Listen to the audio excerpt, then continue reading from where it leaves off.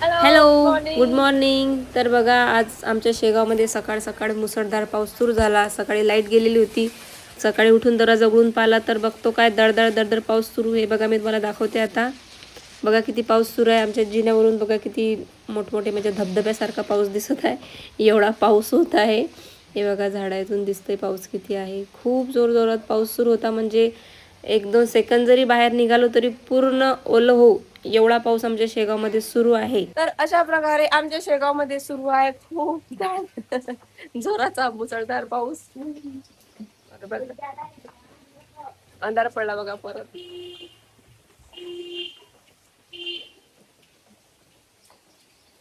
दिवस निघाला फक्त बाहेर आलो तर दळ पाऊस. लाईट गेली म्हणून आम्ही उठलो होतो. लाईट गेली लवकरच. म्हटलं लाईट लई वेळ झाली, आलीच नाही. म्हटलं लाईट का बरं गेली. बाहेर आलो तर आतमध्ये काय आवाज येत नाही एवढा. बाहेर आलो तर एवढा पाऊस सुरू होता जोरजोरात. तुम्हाला दाखवलंच नाही. थोडंसं पाणी वरती जिन्यावरून पूर्ण पाणी कसं येत होतं, जसं काही धबधबे असतात तसंच दिसत होतं. तर आज म्हणजे कालपासूनच पाऊस सुरू आहे. आजही कंटिन्यू आहे. कालपेक्षा आज जास्त जोरात पाऊस पडत आहे. काय माहिती किती दिवस पाऊस राहते. नाही तर नाही, काहीच पाऊस येत नाही. पिकाला पूर्ण मारूनच टाकते. आणि नाही तर नाही एवढं येते का ते पिकं सडेपर्यंत येते. नाही तर मग अशा सीझन मध्ये ते शेंगा येतात मुगाच्या, किंवा मग तुरीच्या शेंगा येतात तेव्हाही, तूर काढायची असते तेव्हा पाऊस येते. नंतर मग सोयाबीनला शेंग आली तेव्हा येते. कापसाच्या वेळेस येते. गहू जास्त म्हणजे गहू होते तेव्हा काळाचा वेळ येते तेव्हा पाऊस येते. म्हणजे शेतकऱ्याचं नुकसान करायचं पावसाळ्यानं म्हणजे थांबूनच ठेवलं की नाही बा, शेतकऱ्याचं नुकसानच करायला पाहिजे आपण ना. आता आला ठीक आहे, पण कसा पाहिजे तसा यायला पाहिजे. आता कंटिन्यू जर 15-20 दिवस जरी असंच राहिलं तर पिकांचं काही बघा. म्हणून म्हणते की कधी पाऊस आला तर एकदमच येते, नाही तर मग काही देत नाही. आमच्या इथं बघा तरी पाणी थांबलंय. तिथं दिसत नाही तुम्हाला, इथून दिसते का झुम आउट होत नाही. समोर पूर्ण पाणी थांबलंय आणि खूप जोरात पाऊस आहे. ठीक आहे, आज आहे काही प्रॉब्लेम नाही, पण असं जर कंटिन्यू राहिला तर तुम्हाला माहितच आहे, सांगायचं कामच नाही आहे. तर अशी परिस्थिती आहे आमच्या शेगावमध्ये 2 दिवसापासून. आज जास्तच पाऊस पडला तर म्हटलं त्याला सकाळी सकाळी थोडंसं ब्लॉग शूट करून दाखवायचं की बा इकडे कसं काय वातावरण आहे. ठीक आहे, त्याला आता मी दात वगैरे घासते. फटाफट लेकरांची तयारी करते. लेकर स्कूलमध्ये जातील, कारण मी त्यांना काही घरी ठेवायचं नाहीये. झाला तर आता मी बनवते पोरांसाठी टिफिन. पोरांना असं वाटत आहे का बा आज स्कूलच नाही आहे, म्हणजे पाऊस सुरू आहे जोरामध्ये बाहेर जोर जोरामध्ये, तर त्यांना असं वाटते की आज मम्मी काही स्कूलमध्ये पाठवणार नाही. पण हे त्यांची खूप मोठी गलतफहमी आहे. मी त्यांना स्कूलमध्ये पाठवणारच, कारण घरी राहिले तरी काही शांत राहत नाही. एवढ्या मस्त्या करते तेवढ्या मस्त्या करतात की डोकं सगळं हँग होऊन जाते. हा म्हणते ते आणि तो म्हणते ते. हा म्हणते मोबाईल दे, तो म्हणते त्यानं मोबाईल घेतला ना, म्हणते यानं नाही घेतला.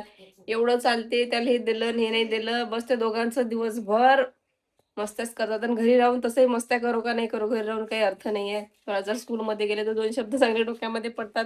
तेवढंच लक्षात राहते मॅडम काय शिकवते काही नाही. त्याच्यामुळे हे देखो जा रे दो मेरे दो अनमोल रतन, तीसरा का गया वहां जाके बैठ गया, खुशी उनकी सब दुःख में बदल गई. म्हणजे आपल्या वेळेस तसंच होतं. पाऊस पडला की आपल्याला वाटे की आज सुट्टी आहे, पण सुट्टी नसायची. आपण स्कूलमध्ये जायचो आणि मला तर चांगलं वाटत होतं पाऊस पडला की स्कूलमध्ये जायचं, कारण की ते बाहेर पाणी नाही थांबत का. तुम्ही काय म्हणता माहित नाही, पण आम्ही त्याला ते डबके म्हणतो. त्याच्यामध्ये मी उड्या मारत मारत मारत जायची. नंतर घरी आल्यानंतर पुन्हा कपडे जर भरले तर मग चांगले आईच्या शिव्या खायची. सवयच होती ती. म्हणजे पाणी दिसलं की, आणि त्याच्यामध्ये ते बारीक बारीक काय असं होते काय माहिती, त्याला आम्ही म्हणू की छोटे छोटे ते हे आहेत मच्छा आहेत म्हणून मी, छोट्या छोट्या. तर ते असं वाटते मला ते अजूनही असतात. त्याला ते बेंडूक असतात वाटते छोटे छोटे. तर आम्ही तेव्हा म्हणत होतो की पा इकडे आपल्या दारामध्ये मच्छा आल्या खूप. असं म्हणजे लहानपण ते वेगळंच असते. पण जे काही असते ते चांगलं असते. मोठ्यापणापेक्षा लहानपण कधीही चांगलंच. आणि ते आता समजते. जेव्हा आपण मोठं होतो ना तेव्हा समजते की नाही आपण लहान होतो तेव्हाच चांगलं होतं. आणि जेव्हा लहान असतो तेव्हा असं वाटतं आपण कधी मोठं होऊ, कधी मोठं होऊ, कधी मोठं होऊन मोठं झाल्यावर असं वाटतं अरे यार तेच चांगलं होतं. मस्त मैत्रिणी आपल्या सर्व आपल्यासोबत, किती चांगलं वाटत होतं असं.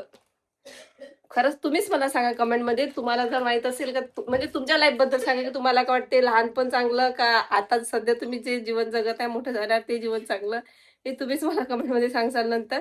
तर चला मी कंटिन्यू आता टिफिन वगैरे बनवते मुलांचे, कारण की 8 वाजलेले आहेत ऑलरेडी. तर 9:30-10 वाजेपर्यंत सर्व रेडी झालं पाहिजे, म्हणजे मलाही थोडासा वेळ मिळतो मग बाकीचे काही कामात ते करण्यासाठी. स्वयंपाक झाला की बाकीचे कामं हळूहळू होतच राहतात. आता आमचे मिस्टर आता दात घासले. हां, आता दूध आणायला जातील, दूध घेऊन येतील. दूध आणायला किती वेळ लागते किती नाही काय माहीत. काय माहिती नाही दूध आणायला किती वेळ लागते. दूध आणतील, चहा होईल. आता बघा याचं काय झालेलं रडाला मध्ये. नंतर मग चहा झाल्यानंतर टिफिन बनवेल. चहा पिल्याशिवाय मला कोणतंही काम सुचत नाही. मी चाय लवर आहे. मला खूप जास्त चहा आवडतो. मला डॉक्टरांनी किती वेळा सांगितलं की ताई तुमची तब्येत खराब होते, तुम्हाला चहा घेणं चांगलं नाही तुमच्या सेहतसाठी. जास्तीत जास्त 8 एक दिवस मी चहा नसेल घेत, नाही तर मला चहाशिवाय करमत नाही. सकाळी चहा घेतला तेव्हा मला जरा बरं वाटते, काम करायसाठी एनर्जी येते, कामं करते म्हणजे मी फटाफट फटाफट. आणि संध्याकाळी पण चहा घेते. ऍसिडिटी होत होती मध्ये मध्ये, मला ती एवढी ऍसिडिटी होत होती का माझं पूर्ण छातीमध्ये जळजळ, उलट्यांसारखं, अशी एवढी तब्येत खराब होत होती ते चहामुळे. तरीही मी चहा घ्यायचीच. आणि अजूनही मी तुम्हाला नेहमी नेहमी सांगते ना की मला जास्त जेवण जात नाही, मी जेवण खूप कमी करते हे ते. तर त्याचं कारण चहाचं, कारण की मला भूक लागली की मला आठवते चहा. मग मी चहा घेते, नंतर मग माझी भूक गायब होऊन जाते. नंतर मला जेवण करायची एवढी इच्छा होत नाही. तर सगळ्याचं कारण एकमेव आहे चहा. चहामुळे माझी तब्येतही खराब राहते, चहामुळेच मला जेवण जात नाही, चहामुळेच ऍसिडिटी होते. आणि हे सर्व मला माहिती आहे की ह्या सर्व गोष्टी माझ्यासोबत फक्त आणि फक्त चहामुळेच होतात. तरीही मी एवढी शायनी आहे, अतिशायनी म्हणतात याला, की मी चहा घेते. आणि अतिशायनी म्हणते त्याच्या मागे कारण हे आहे, चहा घेणं वाईट आहे मला माहित आहे, पण मला चहाशिवाय करमतच नाही. चहा घेतल्याशिवाय माझ्यामध्ये एनर्जी येत नाही.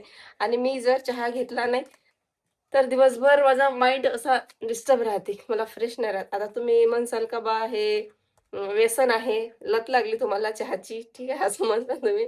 पण तसं नाही. पण 8 दिवस मी चहा घेतला नव्हता, पण मला थोडं चिडचिड होते. म्हणजे मला म्हणजे तसंही जेवायची इच्छा होत नाही. मग चहाने जरी असं वाटते का बा नाही, ताकद आहे थोडीशी अंगामध्ये, चहा घेतलं की डोकं दुखणं बंद होते. मेन म्हणजे मला तो मायग्रेनचा त्रास आहे, तर चहा घेतल्यानंतर मला जर असं माझं डोकं शांत होते. आता खूप डोकं दुखते, डोकं म्हणजे एवढं इतपत डोकं दुखते माझं का खूप जास्त, खूप जास्त डोकं दुखते, समजतच नाही काय करा. असं असं आतून काय होते काय माहिती, त्याला असं रडायला येते, डायरेक्ट डोळ्यामध्ये पाणी येते, एवढं डोकं दुखते, हे पूर्ण पूर्ण दुखते. मायग्रेनच आहे सर्व म्हणतात आणि त्याची कंटिन्यू गोळी सुरू ठेवावी लागते. पण मी दवाखान्यातही जात नाही ते मायग्रेनसाठी, आणि मी गोळ्याही घेत नाही. कारण की गोळ्या घेऊन घेऊन मी कंटाळलेली आहे. आणि तशाही मी जास्त जर गोळ्या घेतल्या, जास्त काय एक साधारण तापीची गोळी घेतली मी तरी माझं पोट दुखायला लागते. काय होते काय माहिती त्या गोळ्याचं, काय मी कमजोर आहे म्हणून दुखते का, ते काय पोटामध्ये काय त्याचं ऍक्शन रिॲक्शन काय होते ते होते का काय होते, तर माझं पोट दुखतेच. त्याच्यामुळे ते गोळ्या घेणं मी जास्त टाळते. पण नशीब बघा असं की वारंवार गोळ्या घ्यायचं काम मलाच पडते, कारण की नेहमी बिमार मीच पडते. बाबू लाईट गेलेली आहे, हे बघ माझा मरामत करून बघते, लाईट आहे काय चालू, बंद करून पाहते. तर लाईट गेलेली आहे बाबू, लाईट लावायचा प्रयत्न करू नको. झालं शेत आता उतर खाली. तू जर ते ब्लॉग मध्ये दिसला ना, माझं ब्लॉग हे डायरेक्ट डिलीट होऊन जाईल, त्याच्यामुळे मी तो व्हिडिओ स्किप केला. यांचा घेतला होता मी थोडासा व्हिडिओ दोघांचा, पण तो मी कट केला, कारण की लहान मुलं व्हिडिओ मध्ये दिसली की आता ते काय नवीनच रूल आहेत का काय काय माहिती, पण व्हिडिओ कट होतात स्पेशल. माझ्या डोक्यामध्ये पाणी पडलं म्हणून खाजवता नाही तर माझा उभा झालाय का डोक्यामध्ये, उभा वगैरे काही झालं नाही, झाले असतील ते काही माहिती नाही. तर ठीक आहे, चला मग मी आता फटाफट फटाफट चोपा वगैरे बनवते आणि यांना रवाना करते दोघांना. हा काही दिसत नाही, अंधार खूप आहे.